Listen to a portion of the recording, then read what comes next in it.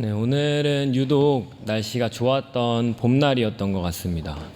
이제 얼마 남지 않은 봄의 끝자락인 것 같은 느낌도 없지 않은데요. 요즘 같은 이렇게 봄날을 맞이하면 참 멋진 하늘과 이런 하나님이 만드신 이 온 우주 만물이 얼마나 아름다운지를 다시 한번 마주할 수 있게 되는 것 같습니다. 저는 대학을 충신대학교를 나왔습니다. 저희는 사당동에 위치하고 있는데요. 저희 집은 당시에 의정부를 살고 있었습니다. 제가 대학에 다닐 때는 그래서 7호선 끝에서 이제 그 지하철을 타고 쭉 이제 7호선을 앉아서 1시간 정도 다녔는데요. 저는 아침 일찍 이제 등교를 하기 위해서 나오다 보니까 이제 보통 이제 저희 충신대학교는 남성역이라는 역에 위치하고 있거든요. 충신대 입구역에서는 내려서 걸어갈 수가 없습니다. 네, 근데 남성역에서 이제 내려야 되는데 이제 하나님께서 저에게 종점에서 탈 수 있는 은혜를 허락하셔서 깊은 잠을 허락하시고 제가 대학 졸업할 때까지 종점까지 다 구경할 수 있는 은혜를 주셨습니다. 그래서 저는 지하철과 익숙하게 이렇게 학교를 다녔는데 이제 거꾸로 이제 집에 일찍 가게 되는 날들이 가끔 있었습니다. 제가 학교를 너무 좋아하고 이제 저희 동기들과 학교 생활하는 걸 너무 좋아해서 보통 밤늦게 집에 가긴 했는데 이제 종종 이렇게 일찍 집에 가는 날이면 이제 지하철 타고 다시 올라가는데 이제 7호선을 타면 이제 청담역에서 이제 건대로 넘어가는 갑자기 한강을 통과하는 구간이 있습니다. 근데 꼭 이렇게 해가 뉘엿뉘엿 지는 지금 오늘 이 시간 같은 이 시간에 한강을 지나가게 되면 저의 감수성이 폭발해서 그냥 집에 갈 수가 없는 거죠. 제가 저희 청년들은 제가 자꾸 T100이라고 하는데 저는 MBTI F100이거든요. 그래서 저의 넘쳐나는 감수성을 주체하지 못하고 꼭 건대입구역에서 잠시 내립니다. 그래서 건대입구역에 잠시 내려서 이제 한강으로 걸어가면서 거기 앞에 편의점이 있거든요.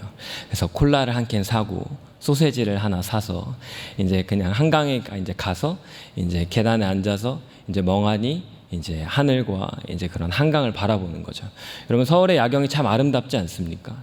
그래서 이렇게 노을 지는 하늘부터 이렇게 쫙 보고 있고 야경까지 이어지는 그 시간들을 혼자 보내면서 이제 제 귀에 제가 좋아하는 찬양들을 이렇게 듣고 있으면 그렇게 저의 모든 삶이 위로받는 것 같고 하나님께서 그 순간만큼은 그 수많은 사람들 주변에 맥주를 마시면서 오징어를 뜯는 그 수많은 사람들의 그 소음을 다 가리워 주시고 오직 하나님이 저에게만 말씀하시는 것 같은 참 아름다운 순간을 보내곤 했습니다. 그래서 하나님이 지으신 하늘과 그 노을이 비치는 그 한강의 물빛 이런 것들을 바라보면 하나님이 만들지 않으시고는 하나님이 창조하시지 않고서는 이런 어떠한 것도 이렇게 아름다운 광경이 존재할 수 없겠구나 라고 하는 것들을 많이 느끼게 되는 거죠. 오늘 우리가 읽은 이 시편 8편의 고백은 제가 느꼈던 이 작은 경험과 비슷한 이야기가 담겨져 있는 다윗의 시입니다. 하나님께서 지으신 이 온 우주 만물을 바라보다가 우연히 고개를 들어서 하늘과 땅과 나무와 숲을 하나님이 지으신 많은 것들을 보게 됐는데 그 속에서 하나님의 영광을 발견하게 되고 하나님의 이름을 발견하게 되는 것이죠. 여러분 혹시 이런 경험을 하신 적은 없으신가요? 네, 시리는 경험한 적이 없다고 합니다. 네. 혹시 여러분은 이런 경험을 하신 적이 없으신가요? 하나님이 지으신 이 크고 넓은 이 자연을 바라볼 때면 그 장엄함과 그 경이로움 속에 하나님의 크고 위대하심을 경험하게 되는 하나님의 놀라운 은혜와 사랑을 느낄 수 있는 그런 시간들이 우리가 참 이야기할 수 있는 것 같습니다. 오늘 본문 1절에서는 시인 다윗의 시선에 크고 놀라운 자연 만물 속에서 하나님의 이름을 발견하게 되는 것 같습니다. 오늘 본문 1절 말씀입니다. 같이 한번 읽어볼까요? 8장 1절입니다. 시작. 여호와 우리 주여 주의 이름이 온 땅에 주의 영광이 하늘을 덮었나이다. 아멘. 이 어느 날 마주하게 된 내 앞에 펼쳐진 자연 속에서 하나님의 이름을 발견하게 되고 그 감사와 감격을 멈출 수 없었던 다윗이 펜을 들어 시편의 이야기를 기록하고 있는 것이죠. 사랑하는 여러분, 오늘 같은 이 아름다운 봄날에 우리는 무엇을 보고 무엇을 느끼고 있습니까? 이 찬란한 이 봄날 속에 아름답게 피어난 꽃을 보면서 누군가는 꽃이 참 아름답구나를 느끼게 되지만, 누군가는 그 꽃을 보면서 꽃도 짝이 있는데 나에겐 짝이 없구나, 꽃이 피었으니까 시간이 참 빨리 갔고, 꽃이 시드는 걸 보면서 나도 늙어가는구나, 이러한 여러 가지 감정들을 우리는 느끼게 되는 것이죠. 아름다운 세상을 바라보며 시인은 무엇을 보게 되는 것입니까? 하나님의 이름을 보게 되는 것입니다. 하늘을 바라볼 때도, 바다를 바라볼 때도, 나무를 바라볼 때도, 아무리 눈을 들어 어디를 바라봐도 하나님이 수놓으신 그 아름다운 하나님의 영광과 이름을 발견하게 되는 것입니다. 오늘날을 살아가는 사람들은 시각화된 매체로, 우리가 미디어를 통해 시각화된 매체에 노출되어 있는 삶을 살아가고 있습니다. 과거에 우리는 글에 익숙한 삶을 살아가고 있었는데, 어느 날 급속화된 그 SNS의 발전은 페이스북이라는 텍스트를 기반으로 한 SNS가 이제 발달하기 시작했고, 그런데 어느 날 이 페이스북이라는 SNS에서 이미지가 더욱더 강조된 인스타그램이라는 SNS로 이제 많은 사람들이 넘어가게 되었습니다. 그리고 또한 이 인스타그램에서 이제는 우리는 유튜브와 쇼츠라고 하는 아주 짧은 동영상을 시청하는 것이 우리에게 더 익숙한 시대를 살아가고 있는 것입니다. 그런데 참 재밌는 게, 이러한 시각화된 매체 속에 우리는 무엇을 발견하냐면, 우리는 빠르게 과학기술이 발전하면서 이젠 AI가 학습을 하게 됩니다. 그래서 무엇을 말해주냐면, 우리가 무엇을 보는지 AI가 빠르게 캐치해서 그것들로 우리가 바라보는 시선을 아예 새롭게 만들어 버린다는 거죠. 예를 들면 저는 오래전에 종영한 무한도전의 골수 팬입니다.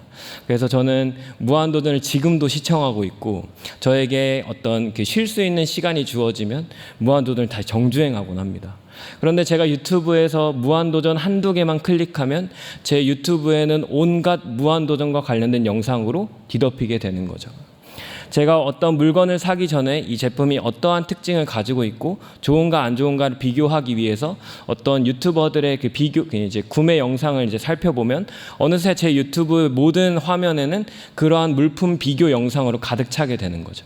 제가 찬양을 듣기 위해서 몇 가지 찬양을 고르면 찬양으로 가득하고, 그 밖에 우리가 몇 가지 선택하지 않았는데 우리의 모든 피드에는 우리가 관련되어 있는 많은 것들로 뒤덮이게 되는 것을 우리는 볼 수 있는 것입니다. 이것은 우리에게 굉장히 중요한 인사이트를 가져다 주는 것입니다. 무엇이냐 하면, 우리가 무엇을 보는가에서 그치는 게 아니라, 우리는 무엇을 보는가를 통해서 우리는 어떠한 사람인가를 우리가 보여주고 있는 것이죠.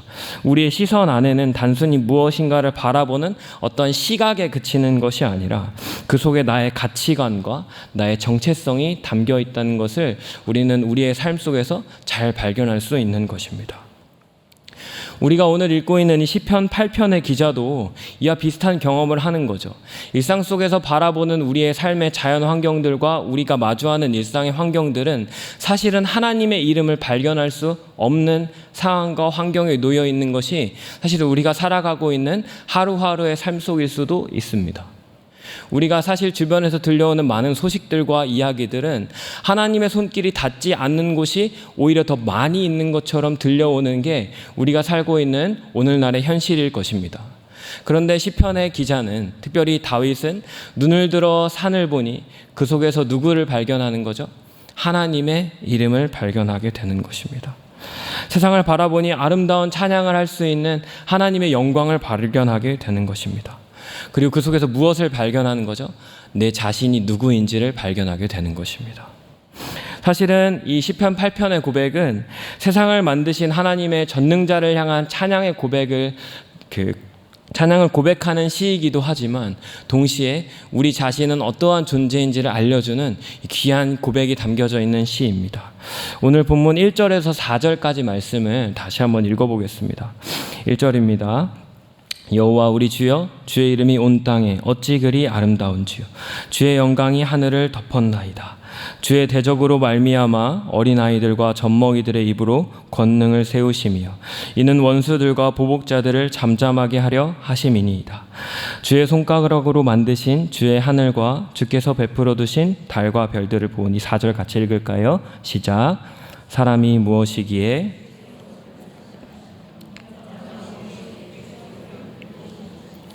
아멘. 하나님이 지으신 이 온 우주 만물을 보니까 참 크고 놀랍고, 하늘은 너무나 넓고 바다는 너무나 깊고, 큰 산과 하늘을 어떻게 하면 이걸 다 아름답게 디자인하고 만들 수 있을까? 이 크고 높으신 하나님의 이야기들을 발견하고 찬양하다가 어느 순간 나 자신을 향해 시선을 돌렸는데 너무 작고 초라한 내 모습이 보이기 시작하는 거죠. 그 크고 넓은 광활한 하늘 아래에 놓여져 있는 나라는 존재 한 사람, 수많은 인파 속에 아무도 내 이름을 불러주지 않는, 아무도 나에 대해서 관심을 갖지 않는 나라는 한 사람을 발견하게 되는 것입니다. 이 마틴 로이드 존스 목사님의 영적 침체라고 하는 책에서는 어느 날 무의식과 감정이 나에게 말을 걸어오는데 굉장히 부정적이고 안 좋은 생각들이 우리 안에 찾아오곤 한다고 합니다. 그래서 사람들은 그러한 이야기들이 우리 곁에 찾아올 때 보통 우리는 그거에 대해서 인정하고 수긍하게 되는데, 이 마틴 로이드 존스 목사님은 이 책에서 우리에게 그렇게 말해주는 거죠. 그러한 이야기들을 수긍하고 거기에 반응하지 말고 오히려 그것에 맞서고 그것에 하나님의 이름으로 승리해라 라고 우리에게 말해주는 것입니다. 본문의 이야기로 돌아오면 시인의 이야기도 마찬가지인 것이죠. 우리 자신의 존재 가치가 사실 이 크고 넓은 세상 속에 아무도 나에게 관심 갖지 않고 나라는 사람의 가치가 너무나 작고 보잘것없는 것처럼 여겨지고 있는 그때에 누구를 발견하게 되는 거죠? 하나님의 이름을 발견하게 되는 순간 그 존재 가치가 하나님으로 말미암아 새롭게 나에게 찾아오는 것을 경험하게 되는 것입니다. 도대체 이 초라한 나를 하나님은 내가 누구이기에 나를 사랑하시는가? 하나님은 내가 누구이관데 하나님은 나의 이름을 아시고 나에게 찾아오셔서 나를 사랑한다 말하시고, 우리가 알고 있는 성경의 이야기처럼 나를 위해 왜 죽기까지 사랑하시는가? 알 수 없는 이 하나님의 사랑을 향해서 오히려 감사하고 찬양할 수 있는 고백을 이 시편의 기자가 고백할 수 있게 되는 것입니다. 이러한 관점은 사실 세계관의 큰 충돌 속에 놓여 있다는 것을 우리는 기억해야 합니다. 만약에 하나님이 존재하지 않고 이 세상에 하나님이 아닌 우연히 존재한 산물에 불과한 것이라고 생각했을 때, 그러면 우리의 존재 가치는 누가 귀하고 아름답다고 말해줄 수 있겠습니까? 우리의 존재 가치는 어디서 찾을 수 있고 내가 존귀하고 가치 있다고 말할 수 있는 근거는 어디에서부터 찾을 수 있겠습니까? 한번 따라해 보실까요? 나의 가치는 내가 스스로 만들어내는 것이다. 네, 하나님이 존재하지 않고 이 세상이 우연히 만들어진 산물에 불과하다면 나의 가치, 나의 존재의 이유는 내가 스스로 만들어내야만 나의 가치를 확립할 수 있는 것입니다. 나는 우연히 세상에 던져진 존재이기 때문에 나의 존재의 가치를 뒷받침할 수 있는 근거는 내가 스스로 가치를 부여하는 것 말고는 존재하지 않는다는 것이죠. 저는 청년일부에서 청년들과 같이 말씀을 나누고 있는데, 우리 청년들이 SNS를 참 많이 합니다. 각종 자신들이 아침에 일어나서 저녁에 잠들기까지 자신의 모든 일거수일투족을 자신의 인스타그램에 다 열심히 SNS에 열심히 다 올리거든요. SNS로도 모질라서 블로그에 그 긴 페이지를 막 장식하면서 한 달을 막 결산하고 별걸 다 합니다. 네. 근데 여기서 무엇을 발견하게 되느냐면, 이 SNS에 보통 어떤 이야기들이 올라오면 내가 무엇을 먹었고 무엇을 마셨고 나는 뭘 가졌고 나는 어떤 힙한 곳에 갔고 나는 어떤 여행을 가고 있고 내가 무엇을 가지고 있는지 무엇을 갖추고 있는지, 즉 우리는 어떠한 것들을 소비함으로써 어떠한 것들을 갖춤으로써 나는 이런 사람입니다를 정체성을 확립하는 거죠. 내가 이런 것들을 가지고 있고 내가 이런 것들을 갖추고 있고, 그래서 나는 이 사람들보다 더 나은 가치를 갖고 있는 사람들이라는 것을 자신의 존재를 스스로 증명하고 있는 것입니다. 나는 태생적으로 무언가 어떤 가치관이 있는 존재가 아니라, 우리 청년들뿐만 아니라 이 세상에 존재하는 모든 사람들이 다 그렇게 살고 있는 거죠. 나는 어떤 직업을 가지고 있고 나는 어떠한 배경을 가지고 있는 집에서 태어났으며 나는 연봉이 어떻고 나는 집을 몇 채 가지고 있고 나는 어떤 차를 타고 있고, 이러한 것들을 막 통해서 자신들의 존재 가치를, 자신들의 존재 증명을 계속해서 높이고 증명해 내려고자 하는 것들이 우리가 갖고 있는 일반적인 사람들의 삶의 방식이라고 하는 것입니다. 무슨 말이죠?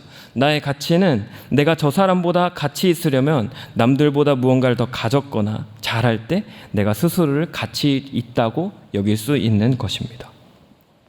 우리가 가진 모든 것들이 경제적으로, 사회적으로 환산되어서 나는 이 정도 수준, 어떠한 수준, 사회도 우리를 소득 분위를 구분해서 우리는 어느 정도 위치한 사람인지 판명하지 않습니까?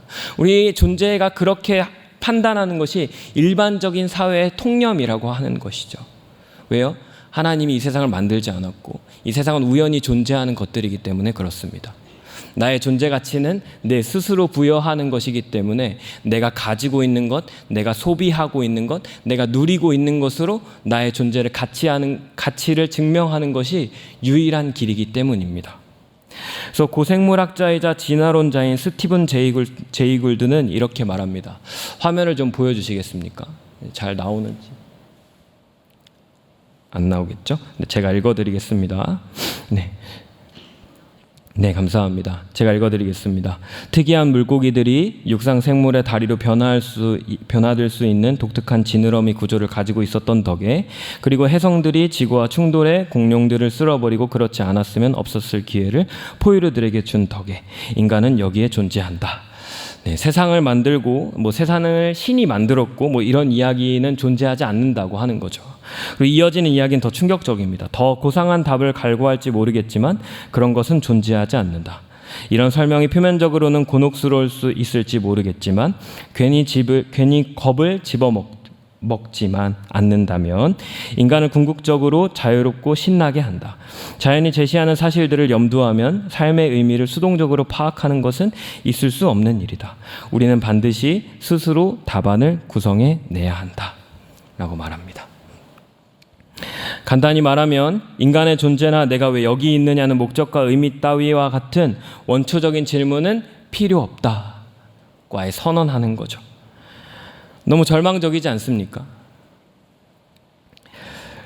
내가 내 자신의 존재 목적과 의미를 만들어내면 된다고 말해주고 있기 때문에 절망할 필요도 없다고 이 학자는 우리에게 말해주고 있는 것입니다.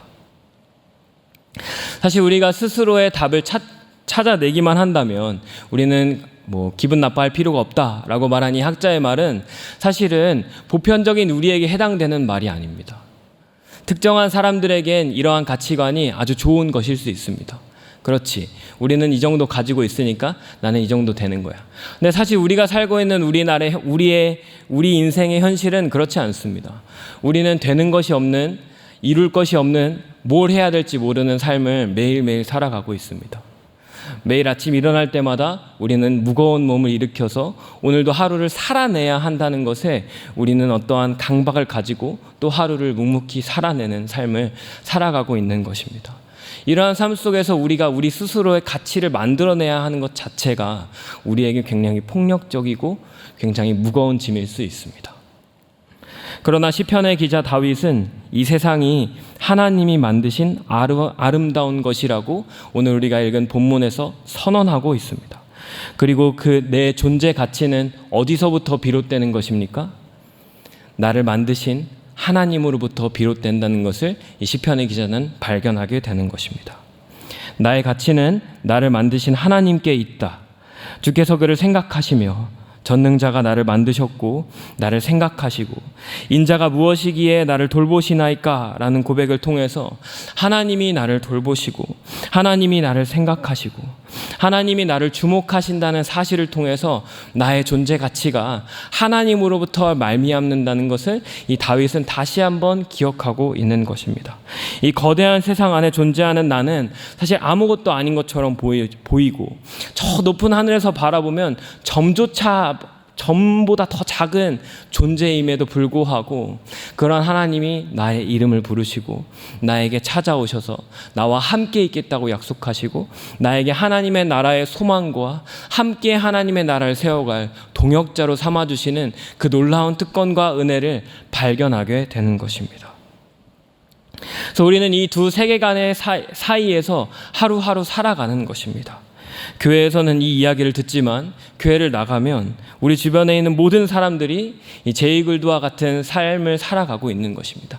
그러한 이야기가 진짜인 것처럼 우리에게 말해주는 것입니다. 그래서 우리들의 가치를 판단할 수 있는 것은 하나밖에 없는 것이죠. 하나님을 신뢰하거나 아니면 하나님이 없다고 말하거나입니다. 하나님이 없는 세계관에서는 필연적으로 그 모든 것이 다 율법적으로 구성되어 있습니다. 우리가 그것들을 잘 순종하고 잘 따르고 있는가, 아니면 그것들을 잘 얻어내고 혹은 얻어내지 못하고 있는가, 그것들을 우리가 성취하고 아니면 성취하지 못하고 있는가, 이것들을 통해서 우리의 어떤 가치관들이 보여지는 거죠. 그러나 하나님 안에 있는 세계관은 어떠합니까? 나 스스로 놀랍다고 여길 정도로 나를 위대하다고, 나를 가치 있다고 여기시고 나를 사랑한다고 말씀하시는 하나님이 존재하시기 때문이라는 사실에서 그 모든 것이 출발하는 것입니다. 우리의 어떠함이 아니라 하나님의 어떠함 때문에, 우리가 하나님을 위해 무엇을 했는가가 아니라 하나님이 우리를 위해서 하신 일 때문에 우리는 가치 있고 보배롭고 존귀한 자라고 성경은 우리에게 말해주고 있는 것입니다.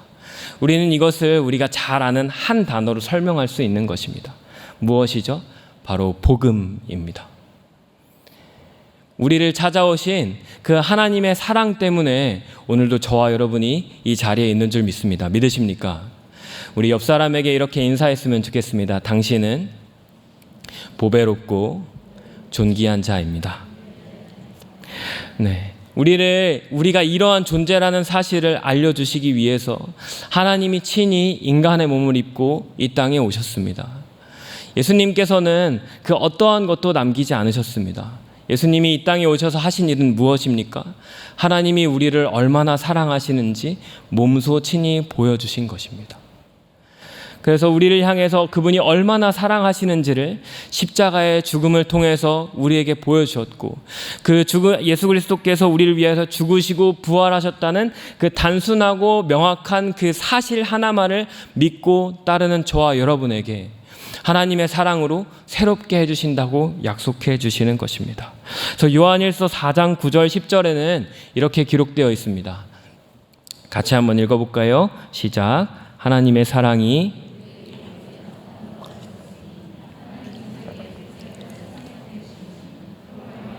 우리를 살리려 하심이라. 사랑은 여기 있으니 우리가 하나님을 사랑한 것이 아니요 하나님의 사랑하사 우리 죄를 속하기 위하여 화목 제물로 그 아들을 보내셨습니다. 아멘. 네, 오늘 설교 제목은 당신은 사랑받기 위해 태어난 사람입니다. 네, 여러분, 우리의 존재는 이 우리를 향한 크고 놀라운 하나님의 사랑을 받기 위해 우리는 존재하는 사람들입니다. 믿으십니까? 네, 이 사실을 우리가 다시 한번 힘입어서 또 남은 한 주를 살아가는 저와 여러분들이 다 되면 참 좋겠습니다. 여러분, 잠시 멈추고 하늘을 바라보셨으면 좋겠습니다.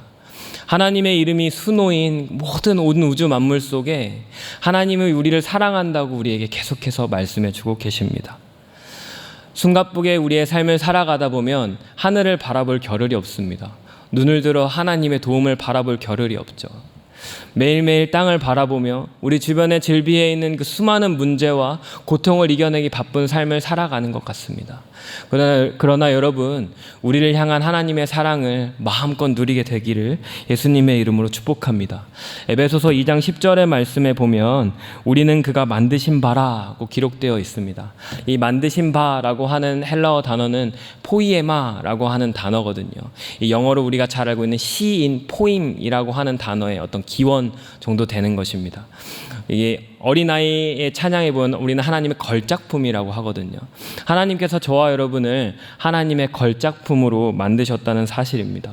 우리 스스로 우리가 걸작품이 되기 위해서, 우리의 가치를 쌓기 위해서 무언가를 소비하고 어떤 것들을 얻기 위해서 노력하고 발버둥 쳐서 우리가 걸작품이 되는 것이 아니라 우리는 하나님의 자녀이기 때문에, 하나님의 아들, 딸들이기 때문에 우리는 이미 사랑받기에 충분하고 하나님의 걸작품이라는 사실을 기억하는 저와 여러분들 다 되시기를 예수님의 이름으로 축복합니다.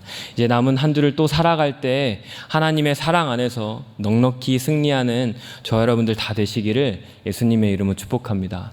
우리 옆 사람 보시면서 한 번 더 인사하고 마치겠습니다. 당신은 사랑받기 위해 태어난 사람입니다. 아멘. 우리 같이 좀 찬양하겠습니다. 우리 온 땅의 주인이라는 찬양인데요. 네, 우리를 주목하시고 우리를 사랑하시는 그 하나님의 사랑을 기억하시면서 우리가 함께 찬양함으로 나아가겠습니다. 찬양하겠습니다. 온 땅에 주인 되신 주님이 내 이름 아시며 상남만 보내 어둠을 밝히시는 새벽별 방황하는 내 맘 주의 길 비추시네 나로 인함이 아닌 주가 행하신 일로 나의 행함이 아닌 오직 주로 인하여 나는 오늘 피었다 지는 이름 없는 꽃과 강매 바다에 있는 파도 안개와 같지만 주는 나를 붙드시고 부르짖음 들으시며 날 위하시네 주님은 나의 죄를 보시고 사랑의 눈으로 날 일으키시네 바다를 잠잠하게 하시듯 내 영혼의 폭풍 공격해 하시네 나로 인함이 아닌 주가 행하신 일로 나의 행함이 아닌 오직 주로 인하여 나는 오늘 피었다 지는 이름 없는 꽃과 같네 바다에 있는 파도 안개와 같지만 주는 나를 붙드시고 부르짖음 들으시며 날 위하시네 나는 오늘 피었다 지는 나는 오늘 피었다 지는 이름 없는 꽃과 같네 바다에 있는 파도 안개와 같지만 주는 나를 붙드시고 부르짖음 들으시며 날 귀하다시네 나 오직 주의 것 나 오직 주의 것 나 오직 주의 것 나 오직 주의 것 우리 자신에게 선포합시다. 나 오직 주의 것 나 오직 주의 것 나 오직 나 오직 주의 것 사랑하는 여러분, 이 시간 같이 기도하겠습니다. 우리가 찬양으로 같이 고백한 것처럼 주님은 우리를 돌보시고 우리의 부르짖음을 들으시고 하나님은 우리를 사랑하셔서 우리의 일거수일투족을 늘 기억하고 돌아보시는 분이십니다. 우리는 주님의 것입니다. 그런데 우리는 한 주간의 삶을 살아가다 보면 이 사실을 기억하지 못하고 다른 이야기들에 우리는 주목하게 되는 것 같습니다. 우리가 어떤 갖지 못한 것에, 갖추지 못한 것에 우리가 계속해서 실패하고 넘어지고 낙심하고 여러 가지 고통 중에 거하는 것 때문에 우리가 실패하고 잘못된 길로 걸어가고 있는 것만 같이 우리에게 말해주는 것 같습니다. 여러분, 그러나 우리의 손이 하나님의 손에 붙들려 있다는 사실을 기억하십시오. 우리는 주님의 것입니다. 믿으십니까? 다시 한번 이 믿음을 가지고 하나님 앞에 나아갔으면 좋겠습니다. 하나님, 이 믿음을 붙들고 또 우리의 우리의 삶의 자리로 나아가고자 합니다. 하나님을 향한 강한 믿음을 주셔서 우리의 가치가, 우리의 존재가 하나님 앞에 있음을 잊지 않고 살아가는 나의 삶이 되게 하여 주시옵소서. 이 제목 가지고 또 여러분이 가지고 나오신 많은 기도 제목을 하나님 앞에 아뢰면서 같이 기도하시다가 삶의 자리로 돌아가시겠습니다. 함께 기도하겠습니다.